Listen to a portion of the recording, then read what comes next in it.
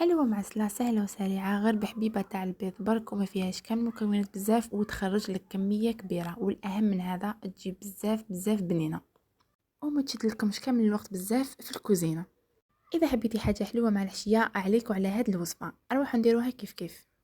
للحلوة تاعنا نحتاجو حبيبة تاع البيض، نضيف عليها رشة نتاع الملح، نضيف عليها فنجان تاع اتاي تاع السكر، يعني عبروا باي فنجان حبيتوه، وفنجان تاع الزيت كيما راكم تشوفوا، ونزيد لهم فنجان تاع الحليب، مغرفه صغيره تاع لافاني، ونخلطوا مليح المكونات نتاعنا حتى يذوب لنا شويه هذاك السكر.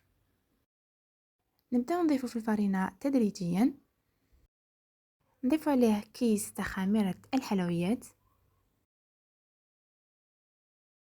ونبداو نطمو في العجينه نتاعنا حتى نتحصلوا على عجينه تكون طريه.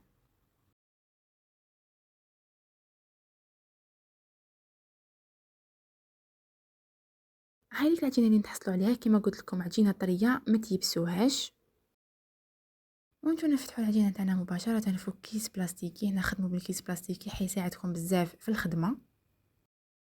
والعجينه تاعكم بيان سور ما تفتحوهاش رقيقه بزاف وما تفتحوهاش خشينه بزاف كيما راكم تشوفوا.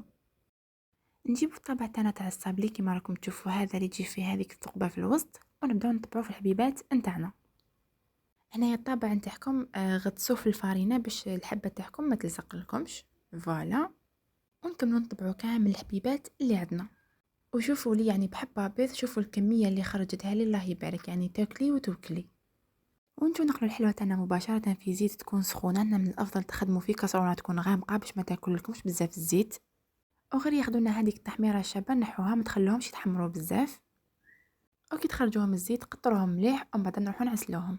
وهاي ليك الحلوه تاعي بعد ما قليتهم كامل كيما قلت لكم ديروها هكذا في كسكاس تقطر لكم مليح من الزيت ومن بعد نروحو نعسلوها. وبالنسبه للحسيله دفيتها شويه ما خليتهاش هكاك جامده، ونجو نرمو الحبيبات نتاعنا في الحسل يتعسلوا. بالنسبه للتحسيل تاعهم يعني دخلوهم في الحسيله وخرجوهم، ما تخلوهمش يطولوا بزاف في الحسل يعني حيتعسلوا لكم مليح.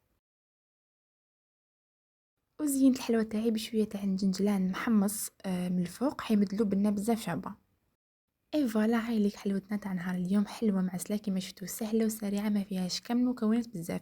ملاحظه هنا اللي ما يحبوش الحسيله يقدروا يرمدوهم في السكر كلاص وتجي بزاف طريه، والبنه ما عندي ما نحكي لكم. هكا نبقى لي غير نقول لكم تهلاو في روحكم، تلاقاو في وصفات قديمه والسلام عليكم.